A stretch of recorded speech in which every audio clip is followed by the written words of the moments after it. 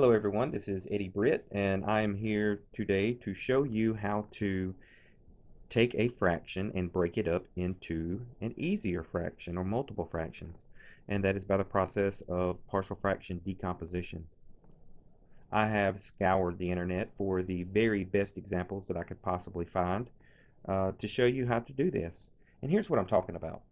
I'm going to show you first something that you already know, how to take two fractions. Let's say I had 8 over x plus 1 minus 5 over x minus 4. And I wanted to write them as one fraction. And so if I wanted to write those as one fraction, I would have to get a common denominator. That would be the product of x plus 1 times x minus 4. And then my numerator would become 8 times x minus 4 minus 5 times x plus 1. And then I would need to multiply out my numerator and simplify. So I'd have 8x minus 32 minus 5x minus 5 over x plus 1 times x minus 4. And then if I combine like terms, I would have 3x minus 37 over, and let's say just for fun, I decided to multiply out this denominator so that I could get just a real pretty term here on the bottom. I would have x squared, then I'd have minus 4x plus 1x, so minus 3x, and then I'd have minus 4. Okay, so that's not partial fraction decomposition. That's just taking two fractions and putting them together by getting a common denominator. What I want to talk about with you today is taking this answer here that I just got and going backwards. So starting with the answer, and changing this back into 8 over x plus 1 minus 5 over x minus 4. Um, a lot of times in mathematics, taking very complicated expressions like this and breaking it up into simpler expressions like this is very beneficial. So first of all, this will only work if this is a proper fraction and or a proper rational expression, and that is, this will only work if the highest power in the numerator is smaller than the highest power in the denominator. So if for some reason the numerator has a higher power, you want to do long division first, and then maybe you can apply this partial fraction decomposition to what's left over, your remainder. But getting back to what we're doing here, notice that I started out with linear denominators, meaning the highest power of x in both denominators is x to the first. And then when I got the common denominator, I had a product of two linear factors. Okay, and so the first thing that we have to do with any of these proper rational expressions is we have to factor the denominator. So our factoring skills do have to be up to par. If you have trouble with factoring, then I need to watch a different video on that. But let's assume that we can all factor fairly well. Then once we factor, there's different types of factors that we will have. You may have linear factors like these. You may have repeated linear factors.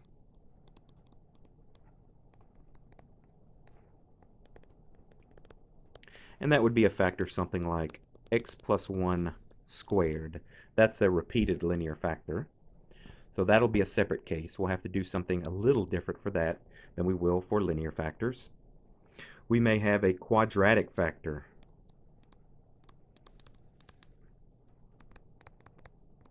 And a quadratic factor would be some form of a quadratic equation.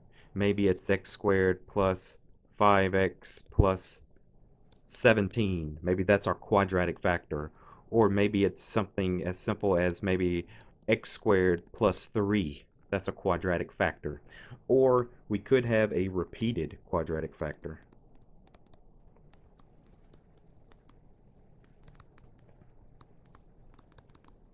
And just like with the repeated linear factors, that would simply be a quadratic factor, say x squared plus 3, then squared. And so we will have to repeat or do something similar to what we have to do for the repeated linear factors. We may have to do for a repeated quadratic factor. Now, most of these examples, I told you I've scoured the internet for the very best examples possible. They've come from popular websites, so I do not claim to be the originator of some of these. So if for some reason you think that I come up with all these problems on my own, I did not. I believe that information is free, and you can freely use this video to how you see fit. Um, so let's first look at an example of a proper rational expression that has linear factors. So here's what I'm talking about. Let's say that we have the problem. I'm going to make or find one here for you. Let's say that we have 8x minus 42 over x squared plus 3x minus 18. All right, and so I can tell that that this is a proper rational expression because the highest power of x is 1 in the numerator, the highest power of x in the denominator is 2. So for me to be able to rewrite this fraction using partial fractions, I will have to first factor the denominator. Okay, and so if I factor the denominator, can easily tell that's going to be x and x. Then I have to use the factors of 18. That's going to be 6 and 3. I want a positive 3 in the middle. I want a negative 18 when I multiply. So that's going to be a positive 6 and a negative 3. So you can check that by multiplying out, but that will give you x squared plus 3x minus 18. Now, the next step is to write the basic form that I want my fractions to be in whenever I can break this thing down. I have two factors here in the denominator. They're both linear factors and they're both different. So I want to rewrite this as a over x plus 6 plus some b over x minus 3. Because remember, whenever we were looking at the first example and we were working this out, to get a common denominator, you simply multiply. And so I'm just kind of going backwards here. I'm rewriting this as two separate terms. And I just have to figure out what needs to go in the numerator so that I would be able to maybe add these together and get that. And there is a process that we go through. And the first thing we do is splitting it up like this. So for every different linear factor, you'll want to have another one of these. So if I had another factor down here for some reason, I would have plus c over that factor, and so on and so forth. All right, once you've rewritten it in this general form, now what we do is we want to take and multiply this entire equation right here times the common denominator. So if I multiply, and this is an equation because of this equal sign, if I multiply both sides of the equation by this common denominator of x plus 6 times x minus 3, when I multiply that times the left side of the equation, then this denominator would simply cancel out with this, and it would leave me with the numerator, and that's 8x minus 42. Okay? Again, what have I done so far? I've taken the common denominator and I'm going to multiply it times both sides of the equation. All right? So when I multiply the right side by that common denominator, what's going to happen? So let's imagine that I multiplied x plus 6 times x minus 3 times this first fraction here, because I have to multiply it times the entire right side. And so if I multiply it times this first fraction, then the x plus 6's would cancel out, and I would be left with a times x minus 3. Plus, if I multiply that times the second fraction here, then the x minus 3's would cancel out, and I'd be left with b times x plus 6 here. Now, there's a few ways that we can proceed from this point on. The way or the method that I'm going to show you how to do this is very similar to methods that you will have to use in other higher math applications. So again, there's more than one way to do this, but I'm going to show you the way that I feel is the easiest. All right, so let's say that we had 8x minus 42 equals a times this plus b times this.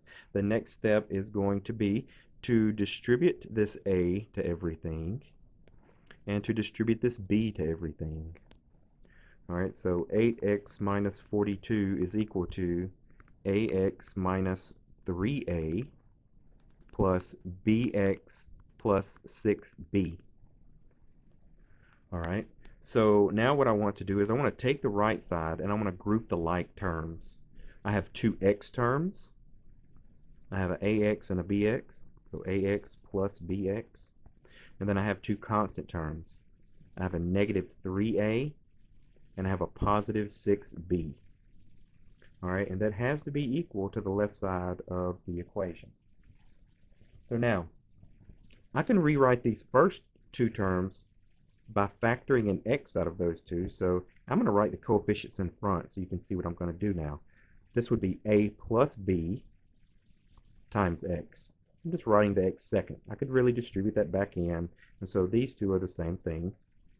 All right, and then I have minus 3a plus 6b. Now this is an equation, so the terms on the left side have to be equal to the terms on the right side. So, furthermore, this coefficient, a plus b, must be equal to 8, because that's the coefficient of x on the left side. So I can write a plus b equals 8. All right, I can write a plus b equals 8. I can also write negative 3a plus 6b equals, because both of these are constant terms, so I can write that equals negative 42. Now I have a system of equations, two equations and two unknowns, very common in mathematics. So there's a few ways you can solve this. Elimination sometimes is the fastest. If I multiplied everything by 3, that would be 3a plus 3b equals 24. And the reason I did that was so that I could make this term and this term have the same coefficient with different signs. And if you ever do that, then you can eliminate that, bring this down. That's 9b equals, that's going to be a negative 18, I believe. And so then you could divide both sides by 9, and you get that b is equal to negative 2. And so then I could come back up to this equation here and plug in a negative 2 for b. So a, and then I'm plugging in negative 2. So a minus 2 equals 8. So a equals 10. All right, so we have a equals 10, and we have b equals negative 2. So if we go back up where we had written this form of the equation of the two fractions broken up, I have a over x plus 6 plus b over x minus 3. So 10 over x minus 6, x plus 6, sorry,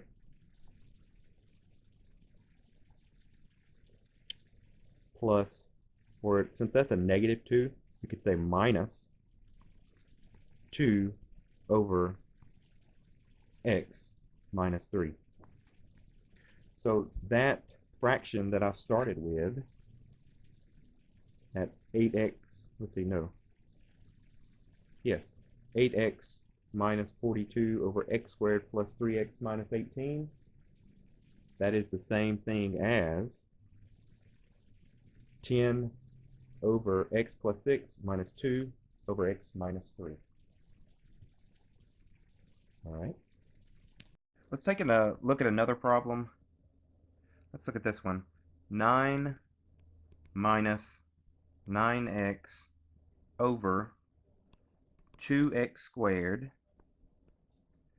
plus 7x minus 4. So the first thing you want to do is make sure that this denominator will factor. Look at the power. Highest power in the numerator is 1. Highest power in the denominator is 2. Looks like the denominator will probably factor. That's the first thing you want to do. Factor the denominator completely. So that'll be 2x and x. And then we need to split up the 4. And it looks like this is going to split up to a, since I want a plus 7x in the middle, a plus 4 here. And remember, I want a minus 4 whenever you multiply, so it's going to have to be a minus 1 there. All right, and so now that is how that's going to factor. Now we have two linear terms. So to set this up, this is going to be a over 2x minus 1 plus b over x plus 4. Now we want to take this part, that's my equation, and I want to multiply that times the common denominator of 2x minus 1 times x plus 4. When I do that, that's going to leave me with 9 minus 9x, because it's going to cancel this denominator out on the left side, equals, when I multiply that times the first term here, that's going to give me a times x plus 4 plus, multiply times the second term, that's going to be b times 2x minus 1. Now I need to multiply out the right side of the equation. So that's going to be ax plus 4a plus 2bx minus 1b. Now group your like terms together. So put your two x terms together. So that's going to be, I mean, they're like terms, so you can group them together and factor out the x, and you would have a plus 2b times x, and then I have my constant terms, so plus 4a minus b. All right, so you can see the coefficients of the different types of terms on the left side, and we want to compare those to the coefficients of the terms on the right side. So the x terms, you see the x term here, that has a coefficient of -9. So a plus 2b equals -9. And then I have my constant terms out here. So 4a minus b is going to be equal to my constant on the left side. That's 9. All right, the easiest way to work this one out, I mean, you can do substitution or elimination. The easiest way that just kind of jumps out at me here, if I multiply this top equation by -4, then I would have -4a minus 8b equals 36. So now add those together, see the a's cancel out, and I have -9b equals, and that's going to be 45. So solve for b, divide both sides by -9, and you get b equals -5. All right, now that I've solved for b, I can now solve for a easily. If you go back to either one of these original equations here, this one or this one, see, I'm going to go to the top equation. Now I have a plus 2 times -5 equals -9. So a minus 10 equals -9. And I get a equals 1. So I've solved for a and I've solved for b. All right, so go back to where we wrote the general form, a over 2x minus 1 plus b over x plus 4. I've now solved for a and b, so I can plug those in.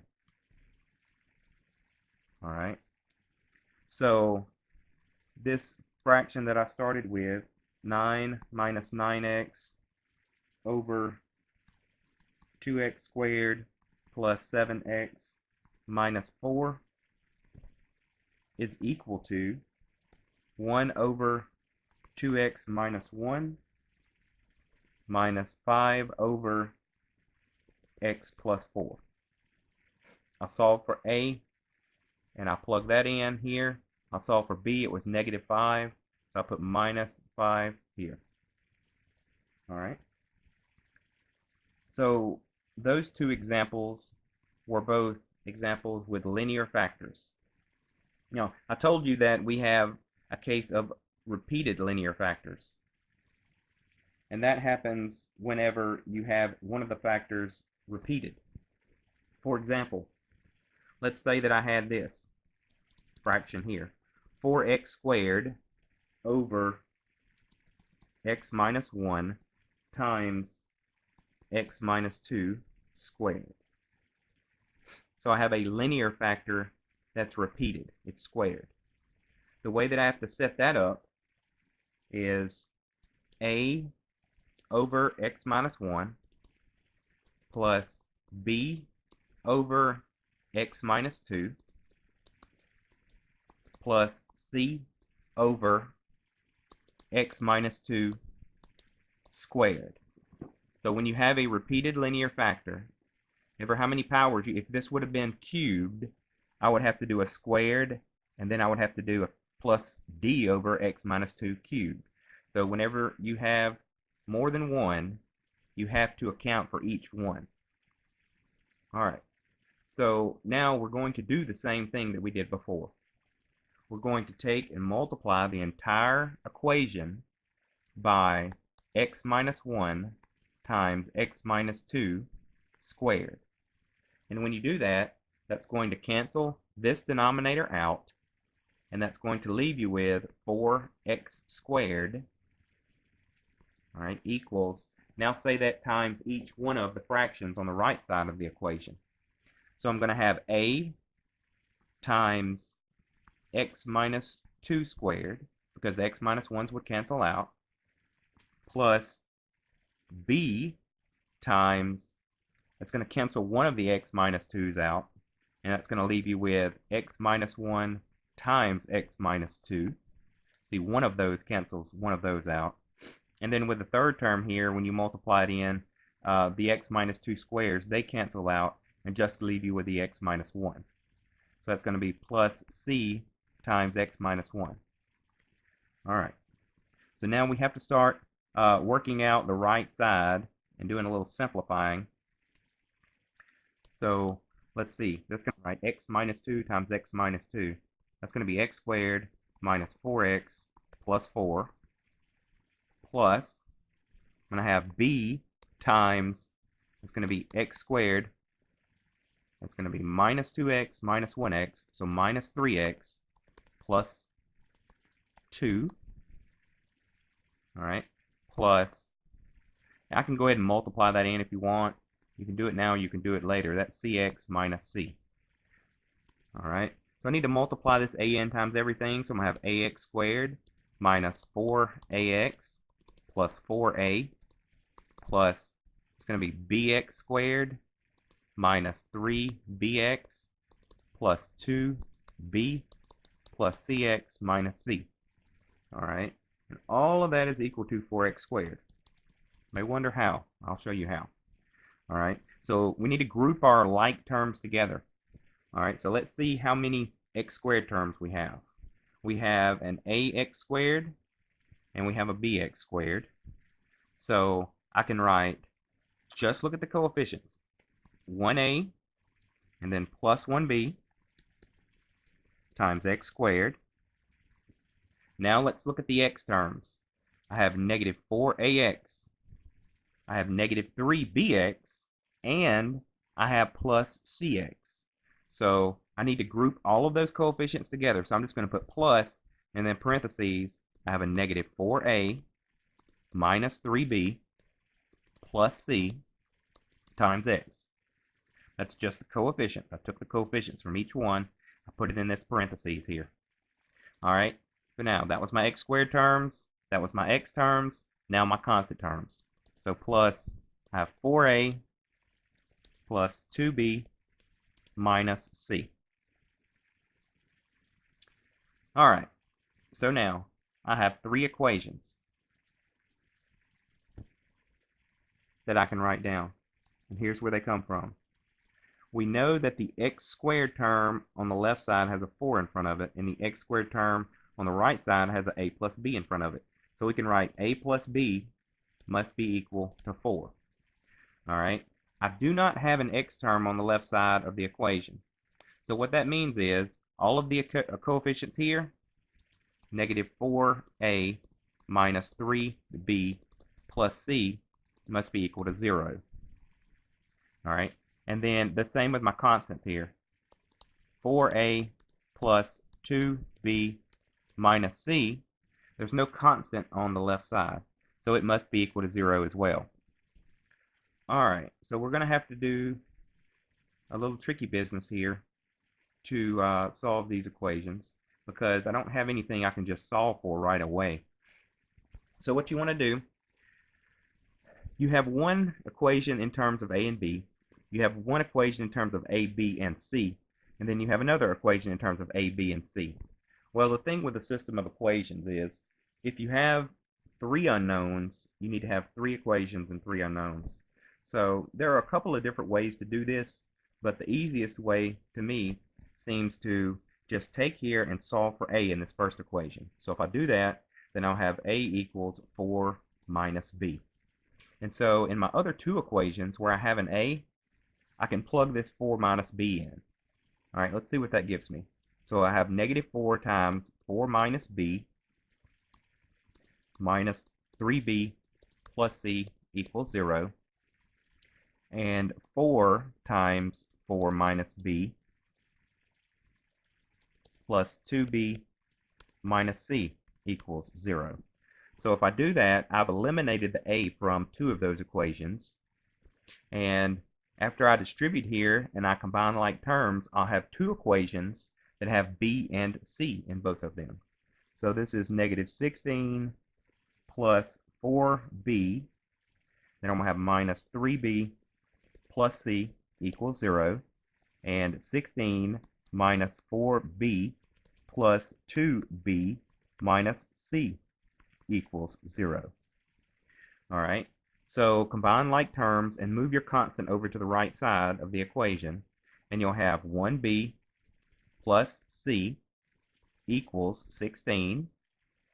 And in your other equation, move that 16 over and combine your b terms, and you'll have negative 2b minus c equals negative 16. All right, so now we can solve this by substitution or elimination. It looks like if we just write the first equation under this equation, then I can already use elimination because the c's would cancel out if I added the equations together. So I have negative 1b equals 0. So that means that b is equal to 0.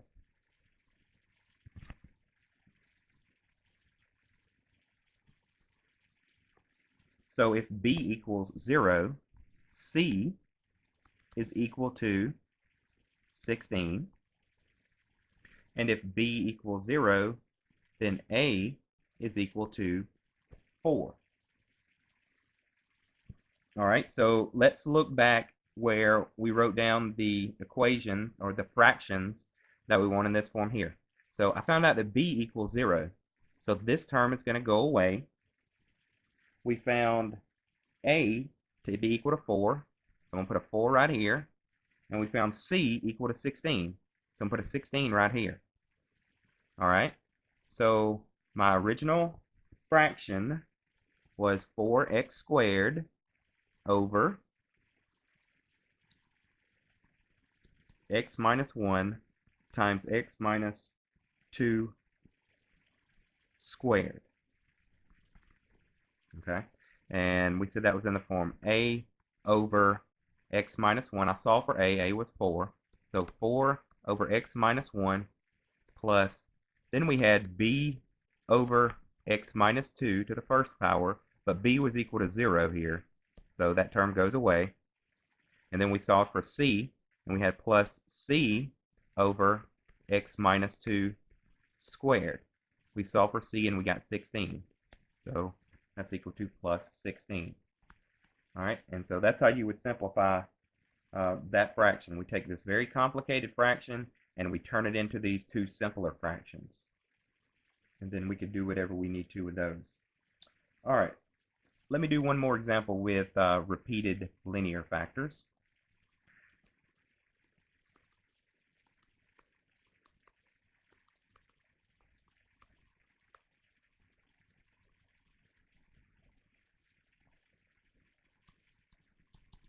All right, here's your example. 9x plus 25 over x plus 3 squared. So notice I have an x to the first in the numerator. I have some linear factor that is repeated in the denominator. All right. So this needs to be in the form a over x plus 3 plus b over x plus 3 squared. All right, and so I will need to take and multiply the entire equation by x plus 3 squared. When you do that, the left side of the equation becomes 9x plus 25. The right side of the equation, when you multiply that times each term, you're going to have a times, that's going to cancel, this is going to cancel one of those out. So a times x plus 3 plus b times, well, if they cancel out, then b times 1. Okay? And so I have ax plus 3a plus b. And that's equal to 9x plus 25. So look at the x terms. I have 9x equals ax. So that one's pretty easy. You have a equals 9. Then 3a plus b, the constant terms, equals the constant over here. 3a plus b equals 25. All right, if a equals 9, plug that in. So 27 plus b equals 25. Subtract 27 from both sides, and you get b equals -2. All right, so this was a really short problem. You can see up here this general form here. So I'm just going to say, okay, that's equal to a was 9, so 9 over x plus 3. Then b was -2, so minus 2 over x plus 3 squared. And there's your answer. All right, so we've looked at fractions with linear factors and repeated linear factors. But what if I have a fraction like this? Let's say I have 8x squared minus 12 over x times x squared plus 2x minus 6. All right. Whenever you first look at this, you may say, well, hey, I can factor that quadratic in the denominator. But if you try to factor that, you'll see that it won't factor.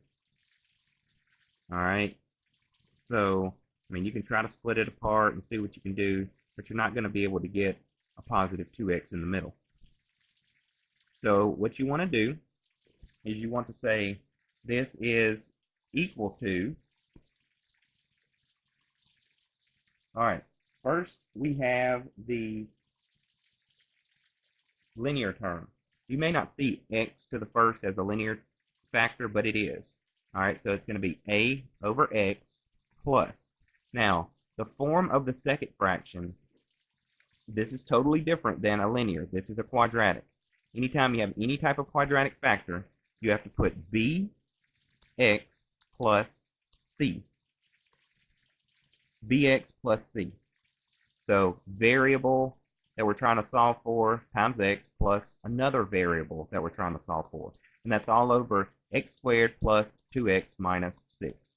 So here's the new term. Here's the new factor here. So when you have a quadratic down here, whenever you're writing your general form, you put bx plus c in the numerator. All right, of course, if that would have been the first term, it would be ax plus b. So it just depends on which variables you're up to in your problem. Now, we want to do the same thing.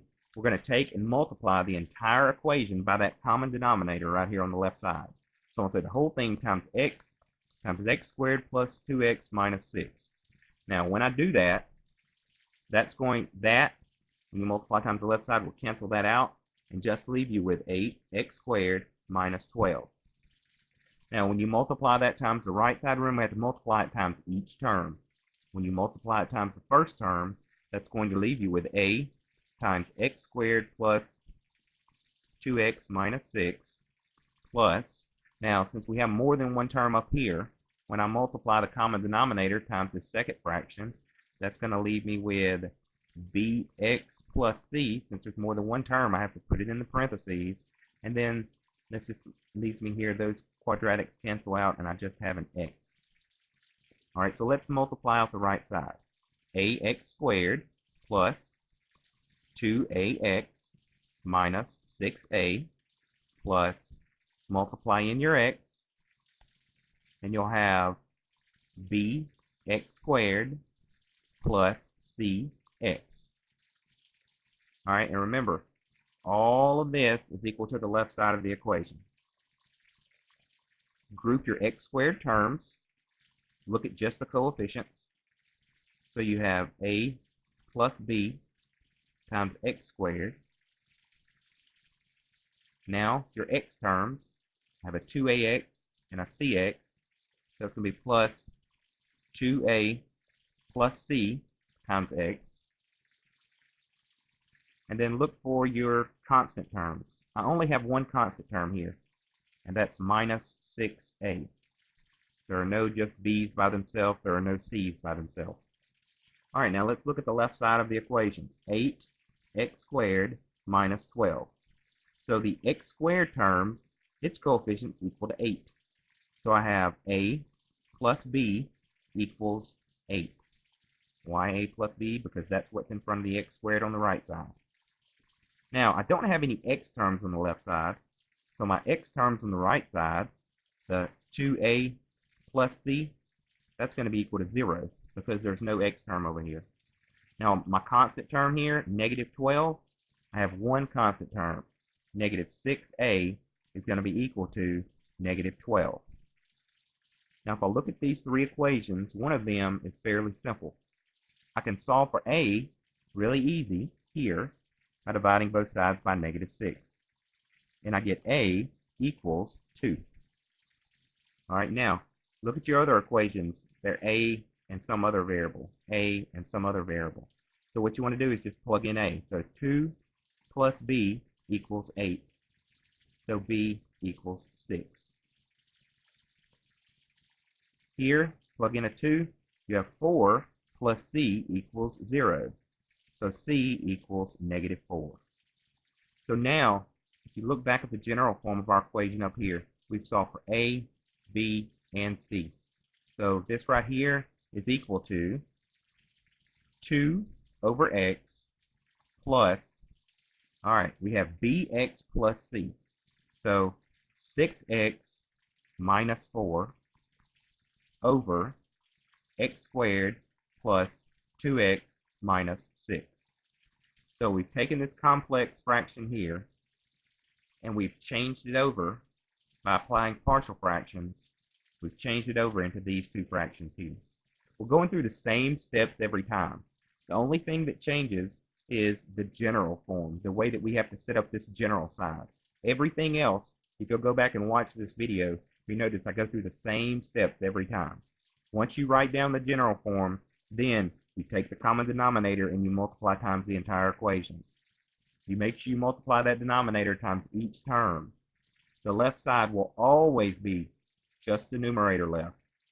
Then you'll multiply the common denominator times each one of these terms. Then you'll multiply out the right side, doing whatever algebra you have to do. Then you will combine like terms and factor out the coefficients. You're not really combining like terms, you're grouping like terms. And factoring out the coefficients. Once you've done all of that, then you look at the coefficients of, say, your highest power of x, and then look for your highest power of x on the left side. These coefficients must be equal to this coefficient. So that's one of your equations. Then look at the coefficient of the next highest power, which here is x to the first. So 2a plus c must be equal to the coefficient of x on the left side. There's not an x, so it must be equal to 0. And then I have a negative 6a left. That has to be equal to the constant on the left side, negative 12. All right, and as long as you're okay with solving systems of equations, these haven't been too bad, you should be able to break your fractions up fairly easy. We have one other case to look at, and that's the case where you have a repeated quadratic factor. But you can imagine, if you just had to guess, think about what we do for a repeated linear factor. We have to do the same thing for a repeated quadratic factor. All right, it is probably the trickiest of them all. But let's say that I had this example. Let's say I had 3x cubed plus 7x minus 4 over x squared plus 2 all squared. And before you start yelling at me, trying to tell me that the power in the numerator is higher than the power in the denominator, remember this is squared, so you'd have to FOIL that out and you'd have an x to the fourth. All right, so this is the type of fraction that we need. Since this is repeated, the way that I want to set the right side of the equation up, well, we want to set it up like we do a quadratic. So ax plus b is the numerator over first x squared plus 2 to the first power. Next, cx plus d over x squared plus 2 all squared.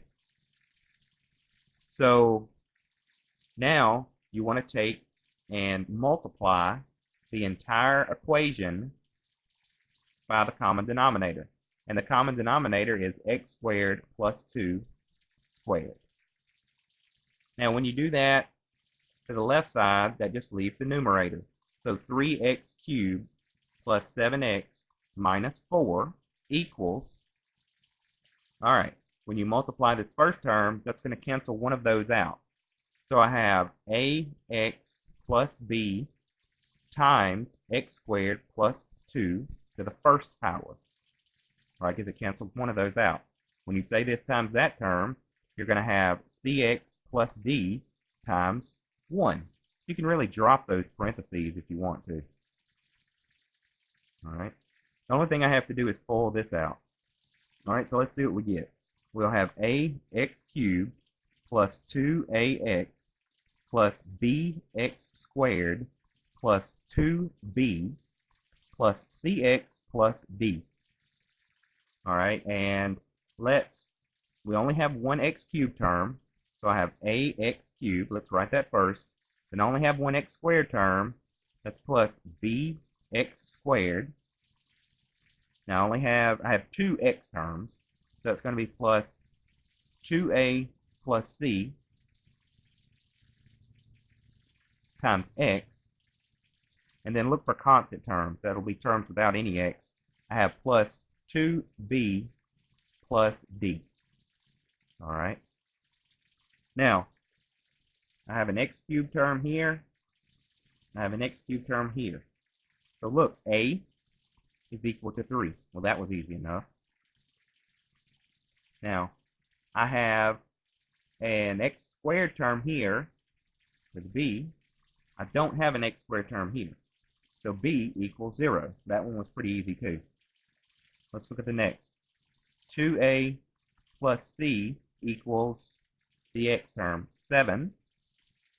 And then 2b plus d equals the constant term, -4. All right, so now I've solved for a and b already. So anywhere that I have an a, I can plug in a 3. Anywhere I have a b, I can plug in a 0. So 2 times 3 plus c equals 7. So 6 plus c equals 7. So c equals 1. And remember, b equals 0. So if I plug in a 0, I get d equals -4. All right, so if you'll look back up where we wrote the general form here, we can now write this fraction as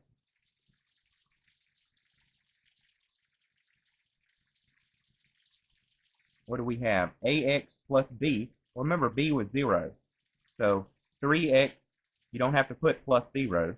3x over x squared plus 2 plus c was 1 and d was -4.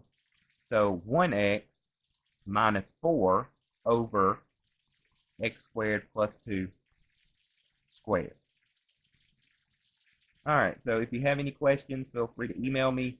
I will try to come up with a few more problems for you to look at, and hopefully you're on your way to mastering partial fractions.